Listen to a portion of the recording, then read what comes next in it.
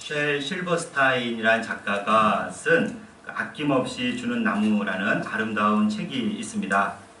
글씨보다는 그림이 더 많은 책인데 어른들을 위한 동화라고 할 수 있습니다. 한 소년과 또 나무가 있었습니다. 소년이 어렸을 때 소년은 그 나무를 타고 놀기도 했습니다. 또 소년이 성장하면서 여자친구와 함께 놀러오는 모습을 보면서 나무는 또 흐뭇해하기도 합니다. 어느새 소년은 청년이 되었고 그 나무에서 나오는 열매를 팔아 여비를 마련해서 멀리 떠나가기도 합니다.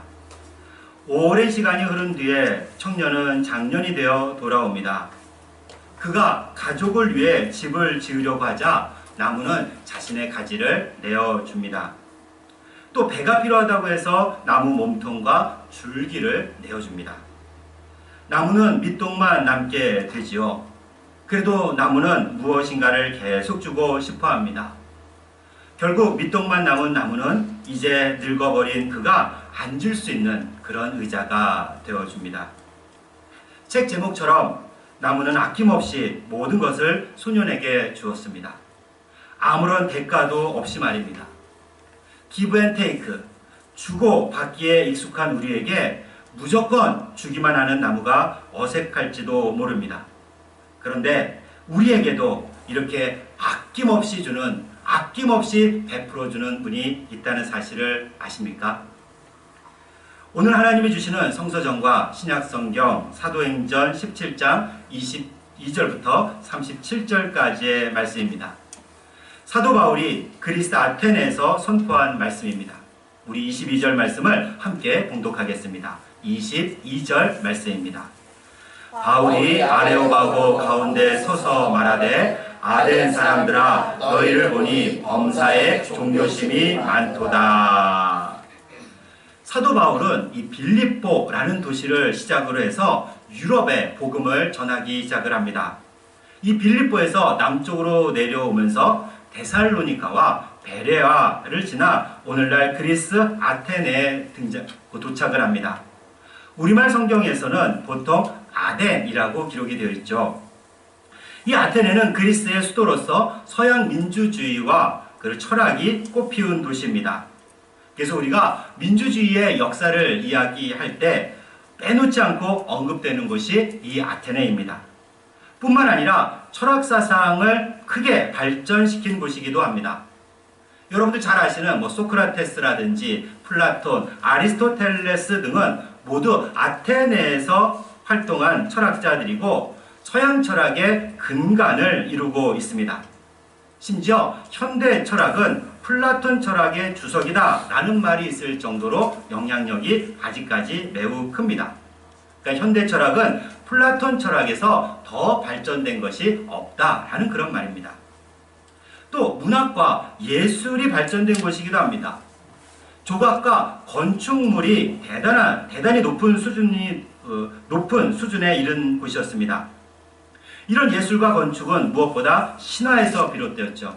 그래서 우리가 보통 그리스 로마 신화라는 것이 다 여기서 나옵니다. 제우스라든지 헤라, 아프로디테, 아르테미디스 등은 모두 신화에 등장하는 신들의 이름이죠. 지금 바울이 있는 아테네도 전쟁과 지혜의 신의 이름을 따 만든 도시입니다. 당연히 이들 신들을 기리는 조각상과 신전이 아테네에는 아주 즐비했습니다. 그래서 이들은 자부심이 대단했습니다. 그러나 사도 바울이 보기에는 그저 우상 숭배가 아주 극심했던 곳이었습니다. 22절에서 사도 바울은 이것을 보고 종교심이 많다라고 표현하기도 합니다. 이런 곳에 사도 바울이 도착했을 때 그의 마음을 성경은 이렇게 기록합니다. 사도행전 17장 6절 말씀인데 마음에 격분하였다라고 전합니다. 사도 바울은 오직 하나님만 섬기고 또 예수님만 유일한 구원자라고 믿고 있었기에 사도 바울은 아테네의 모습에 한편으로는 화가 나고 한편으로는 안타까운 마음이 들었을 겁니다. 그는 그곳에 도착하자 늘 처음에 하던 대로 그곳에 사는 유대인들을 먼저 찾아 복음을 전했습니다. 그러다 그곳에 있는 시민들, 특히 그곳에 있는 또 철학자들에게 복음을 전하면서 논쟁을 하기도 했습니다. 이런 사도 바울을 가리켜 아테네 사람들은 말쟁이다라고 부릅니다. 철학과 그리고 신화로 무장한 똑똑하고 부유한 그들에게 이 복음을 전하는 것은 사도 바울일지라도 여간 버거운 일이 아니었을 겁니다. 어쨌든 아테네 사람들은 이 사도 바울과 이런 논쟁하는 것을 즐겼습니다. 그 육체 노동은 다 노예에게 맡기고 먹고 논쟁하는 일에 또 예술하고 철학하는 일에 그들은 시간을 보냈기 때문이죠. 철학과 예술, 정치에 온통 신경을 쓰고 있었습니다. 그리고 그들은 새로운 문물에도 관대해서 그것을 받아들이는데도 또 어렵지 않게 받아들이던 그런 사람들이었습니다. 그런데 그래서 사도 바울은 아레오바고에서 복음을 전할 기회를 잡게 됩니다. 아레오바고는 많은 사람들이 모이는 광장인데 이곳에서는 재판과 토론이 이루어지는 공식적인 장소였습니다. 그러니까 사도 바울이 이곳에서 복음을 전한다는 것은 아주 많은 사람들을 대상으로 해서 복음을 전할 수 있게 되었다는 말입니다. 그리고 오늘 본문은 아테네 아레오바고에서 바울이 말한 말씀, 전부는 아니겠죠? 그 중에 아주 핵심적인 부분들을 담고 있습니다. 오늘 본문에서 우상이 어떤 존재인지를 분명히 알려주고 있습니다. 우선 23절 말씀을 우리 함께 봉독하겠습니다. 23절 말씀입니다. 내가 두루 다니며 너희가 위하는 것들을 보다가 알지 못하는 신에게라고 새긴 단도 보았으니 그런즉 너희가 알지 못하고 위하는 그것을 내가 너희에게 알게 하리라. 너희가 위하는 것들이라는 것은 바로 그들이 섬기는 신들을 말합니다. 어떤 학자에 따르면요, 이 아테네에는 당시 약 3만 개의 신이 있었다고 합니다. 그런데 이들이 만들어 놓은 신전 중에는 알지 못하는 신도 있었습니다. 왜 이들은 알지 못하는 신의 제단을 쌓았을까요?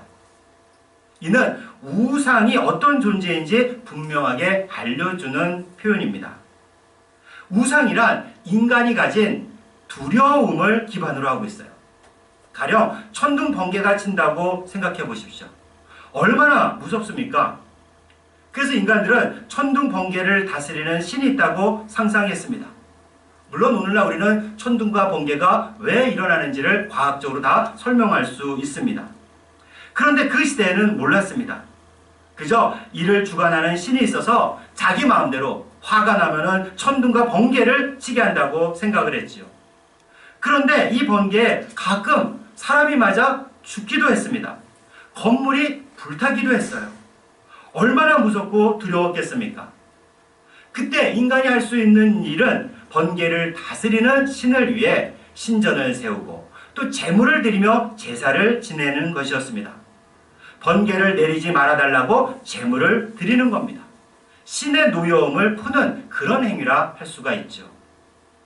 그래서 그들은 번개를 다스리는 신, 비를 다스리는 신, 그리고 바다의 신, 전쟁의 신 등을 위해 신전을 만들고 그들에게 제물을 바치고 헌금을 했습니다.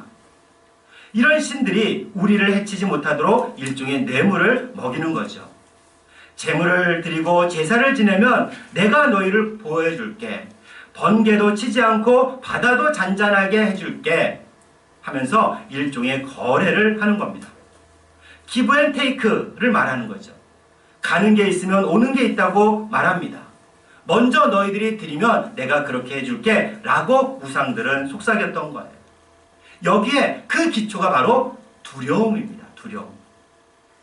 근데 만약 우리가 알지 못하는 신이 있어 우리를 해치려 한다면 어떻게 하겠습니까? 그래서 아테네 사람들은 알지 못하는 신이라는 이름의 신전을 만들고 그를 숭배했던 겁니다. 이런 두려움 때문이었어요. 이런 두려움 때문에 우상을 숭배하게 됩니다. 우상의 무기는 인간이 느끼는 두려움이에요. 오늘날 교회 안에서도 이런 두려움을 이용하는 사람들이 있습니다. 주로 이단들이 이런 두려움을 활용하지만 정식 교단에 등록된 교회도 이런 두려움을 사용합니다. 이는 교회는 다니지만 잘못된 믿음이라고 할 수 있습니다. 가령 이렇게 말한다면 틀린 말이고 성숙되지 못한 말이에요. 어떤 거냐? 목사 말을 잘 안 들으면은 뭐 어떻게 된다더라. 목사 말을 안 듣고 사고가 나고 집안에 우환이 생긴 사람이 많더라. 헌금 안 하면 어떻게 된다더라. 11조 안 내면 어떻게 된다더라. 우선 뭐 저는 이런 말을 절대 안 하죠. 그리고 또 송파교회에 있었던 앞서 계셨던 목사님들도 이런 말씀은 안 하셨으리라 믿습니다. 왜냐하면 이런 말을 하는 목사나 교인이 있다면 잘못된 믿음이기 때문입니다. 이런 수법은 우상들이 쓰기 때문에 그래요. 무당들이 그러지 않습니까? 굿하지 않으면 이 집안에 줄초상 난다. 아이가 어떻게 된다. 이런 협박을 하지 않습니까? 인간이 가진 두려움을 이용하는 거죠. 그런데 이런 것을 그대로 교회에 가져와서 사용하는 것은 옳은 것이 아닙니다. 물론 헌금을 안 해도 된다거나 또 주일에 빠져도 된다는 말은 아닙니다. 아이, 우리 목사님이 저렇게 얘기했으니까 다음 주부터는 헌금도 안 하고 주일에 자주 빠져도 되겠다 라고 하면 안 되는 거죠. 다만 우리가 섬기고 예배드린 이유는 우상 숭배자들과는 다르기 때문입니다. 두려움이 아니라 감사와 기쁨으로 주일에 교회에 나와 예배드리고 헌금하고 봉사하고 섬기는 거예요. 우리 하나님은요, 치사하게 두려움을 이용하지 않습니다. 이따 좀 더 자세히 말씀드리겠지만 우리 하나님은 그런 하나님이 결코 아니에요. 아니, 하나님이 뭐가 부족하다고 두려움을 이용해서 여러분들에게 돈을 받겠습니까? 그렇게 옹졸한 분이 아닙니다. 여러분, 이런 말에 속지 마십시오. 그런데 우상은 달라요. 25절 말씀에 나오듯이 우상은 사람의 손으로 섬김을 받아야 됩니다. 이 사람의 손길이 필요한 게 우상이에요. 아니, 신이라고 하면서 사람들에게 이것저것 받습니다. 먼저 달라 합니다. 우상은 자기 모양도 만들어 달라고 합니다. 그것도 좀 더 멋있고 세련되게 만들어 달라고 그래요. 우상 자신을 위해서 먼저 헌금하고 먼저 제물을 바치고 먼저 심전을 만들라 요구합니다. 그러면 내가 너희를 해치지 않을게 하고 말이죠. 문제는 이것도 거짓말이라는 것입니다. 요새 말로 하면 먹튀예요. 받아먹고 튑니다. 엄밀히 말하면 도망간다기보다는 오히려 더 우리를 옥죄어 옵니다. 먹을 것은 다 먹어놓고 주지는 않아요. 두려움을 이용해서 더 많이 빼앗아갈 뿐이죠. 이렇게 우상은 기브 앤 테이크를 주장하면서 그런 약속은 지키지도 않고 두려움을 이용해 우리가 가진 것을 빼앗아갑니다. 그러나 우리 하나님은 그런 분이 결코 아니에요. 두려움을 이용해서 먼저 무엇을 요구하시는 분이 아닙니다. 그럼 우리 하나님은 어떤 분일까요? 우리 25절 말씀, 24절과 25절 말씀을 함께 봉독하겠습니다. 24절과 25절 말씀입니다. 우주와 그 가운데 있는 만물을 지으신 하나님께서는 천지의 주재신이 손으로 지은 전에 계시지 아니하시고 또 무엇이 부족한 것처럼 사람의 손으로 섬김을 받으시는 것이 아니니 이는 만민에게 생명과 호흡과 만물을 친히 주시는 이심이라.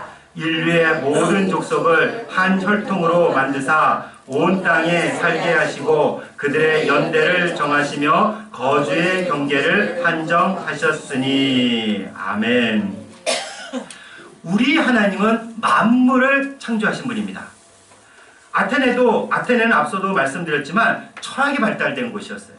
그들은 만물의 근원, 시초 등을 탐구했죠. 이 세상이 어디서 왔고 이 세상을 이루고 있는 근본이 무엇인지 탐구했고 사유했습니다. 또 신화의 도시답게 수많은 신들이 있었습니다. 이런 우상을 섬기던 아테네 사람들에게 사도 바울은 거두절미하고 하나님이 이 세상을 창조했다고 선포합니다. 하나님이 이 세상에 인간을 살게 하셨습니다. 그리고 그 역사에 개입하시고 역사의 주인으로서 세상을 이끌어 가시는 분입니다. 또 다른 우상들처럼 사람들이 지은 신전에 계시지 않습니다. 두려움을 이용해서 무엇인가를 요구하고 부족한 것을 채우려는 탐욕도 없습니다. 당연하지요. 하나님은 부족한 것이 없는 분이고 인간이 무엇을 준다 하더라도 천지 만물이 이미 다 하나님의 것이기 때문에 다 부질없는 겁니다. 하나님은 무엇인가를 먼저 요구하시는 분이 결코 아니에요. 인간의 두려움과 욕망을 이용해서 먼저 재물과 헌신을 요구하시는 분이 결코 아니라는 겁니다. 그럼 어떤 분입니까? 오히려 먼저 주시는 분이세요. 25절에서 이렇게 선포합니다. 이는 만민에게 생명과 호흡과 만물을 친히 주시는 이심이라. 하나님은 무엇을 달라고 먼저 요구하시는 분이 결코 아닙니다. 더구나 두려움을 빌미로 해서 협박하는 분은 더더군다나 아니에요. 오히려 먼저 주시는 분이세요. 생명과 호흡을 주시고 모든 것을 주시는 분입니다. 그 모든 것에는 하나님의 독생자 예수님도 포함이 됩니다. 당신의 아들도 우리에게 주셨어요. 우리가 아직 죄인이었을 때 우리 대신 예수님이 십자가에 못 박혀 죽으셨습니다. 우리가 무언가를 잘해서가 아닙니다. 우리가 예배를 열심히 드리고 헌금을 많이 해서가 결코 아니에요. 우리가 의인이어서가 아닙니다. 오히려 죄인 되었을 때 예수님은 우리를 대신해서 죽으셨습니다.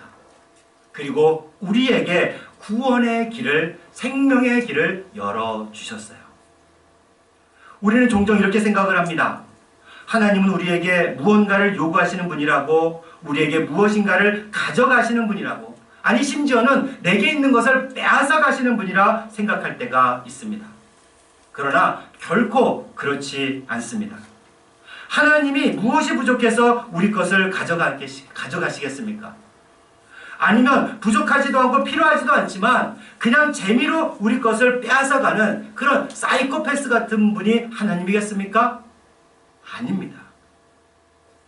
이런 생각까지는 아니지만 하나님이 내게서 빼앗아 가셨다고 믿는 분들은 이렇게 마무리를 하죠. 그래, 그래서 내가 예수님을 믿게 되었어. 그 덕분에 더 잘 믿게 되었지. 더 성숙하게 되었어. 고난이 우리를 더욱 성장시켰지. 라고 말합니다. 은혜로운 결론이에요. 그러나 예수님을 믿게 하려고 건강을 빼앗아가고, 성장시키기 위해서 행복을 빼앗아가고, 인내를 가르치기 위해 고난을 주셨다는 말은, 즉 하나님이 우리에게 이런저런 것을 빼앗아갔다는 주장에는 저는 동의하기가 어렵습니다. 하나님은 우리에게 빼앗는 분이 아니라 주시는 분이기 때문입니다. 당신의 아들까지 아끼지 않고 내어주셨는데 먼저 이런 것을 요구하실 분이 결코 아니죠. 외람되지만 제 얘기 조금만 하겠습니다. 많은 분들 아시겠지만 저는 당뇨 환자예요. 22살인가 3살 때 갑작스럽게 이 당뇨가 찾아왔습니다. 그러고 보니까 벌써 한 25년이 훌쩍 된 것 같습니다. 당시에는 그게 당뇨인지도 몰랐어요. 자라면서 집이건 주위에서 그런 당뇨 환자를 본 적이 없었기 때문입니다. 작은 뭔지도 모르고 작은 엄청 고생했습니다. 이 몸무게가 그때 당시 40kg이 안 나가게 됐고요. 밤에는 잠을 못 잘 정도로 화장실을 들락날락했습니다. 결국에는 어느 날 밤 119 불러서 그 병원에 실려가게 되죠. 그리고 나서 이제 당뇨라는 것을 알게 되었습니다. 인슐린이라는 호르몬이 거의 나오지 않았기 때문에 처음부터 인슐린 주사를 맞았어요. 이제 그렇게 치료를 시작하면서 조금씩 회복되어 갔지요. 그리고 무사히 학교도 졸업하고 또 직장에 취직을 했습니다. 그런데 잘 다닐 수가 없었어요. 왜냐면 그때 당시에 아침에 주사를 한번 맞으면은 아침 식사, 점심, 저녁 식사를 시간에 맞춰서 탁탁 맞춰 먹어야 됐거든요. 직장 다니면서 어떻게 6시에 저녁을 먹습니까? 너무 어려웠습니다. 그리고 또 가끔 그러다 보니까 병원에 실려갈 정도로 안 좋아지기도 했죠. 그런 과정 속에서 다시 교회에 나가고 또 예수님도 영접하게 되었습니다. 이런 저를 보고 사람들은 이렇게 얘기합니다. 당신을 예수 믿게 하고 목사 만들려고 당뇨라는 병을 주셨나 보다. 당신의 건강을 가져가셨나 보다. 물론 이렇게 해석할 수도 있습니다. 근데 그 해석에 저는 동의할 수 없습니다. 왜냐하면 당뇨가 생긴 것은 저의 잘못이기 때문입니다. 당뇨가 생길 당시 제가 어땠는지 아십니까? 그때 당시 한 수년을 몇 날 며칠 밤을 새며 과로하며 일할 때가 부지기수였어요. 몸에 해로운 것 먹고 마시고 피고, 뭔지 아시겠죠? 무절제하고 관리하지 않았기에 당뇨가 온 겁니다. 제가 잘못해서 병이 생겼지 결코 하나님이 제게 일부러 질병을 주신 것이 아니에요. 전적으로 제 불찰이었습니다. 그런데 놀랍게도 하나님은 이런 저의 실수도 선하게 사용하셨습니다. 이런 저를 내버려 두지 않았고 또 내가 잘못했으니 그냥 너 그렇게 살다가 죽어 이렇게 하라 이렇게 말씀하지도 않으셨습니다. 오히려 그런 저를 긍휼히 여기셔서 당신에게 이끄셨어요. 하나님이 저를 만나주셨고 그리스도인으로 다시 태어나게 하셨습니다. 제게 영원한 생명의 길을 열어주셨고 소망을 주시고 사명을 주셨습니다.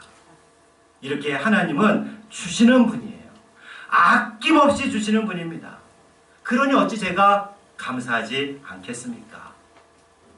그런데 더 감사한 것이 무엇인지 아십니까?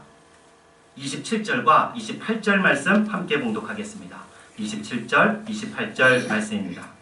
이는 사람으로 꼭 하나님을 더듬어 찾아 발견하게 하려 하심이로되 그는 우리 각 사람에게서 멀리 계시지 아니하도다. 우리가 그를 힘입어 살며 기동하며 존재하느니라. 너희 시인 중 어떤 사람들의 말과 같이 우리가 그의 소생이라 하니. 아멘. 하나님은 우리 한 사람 한 사람에게서 멀리 계시지 않았습니다. 하나님은 우리 가까이 우리 곁에 계셨어요. 아니, 아예 그분 안에서 우리는 살고 있었습니다. 그분 안에서 움직이고 있었어요. 그분 안에서 존재하고 있었습니다.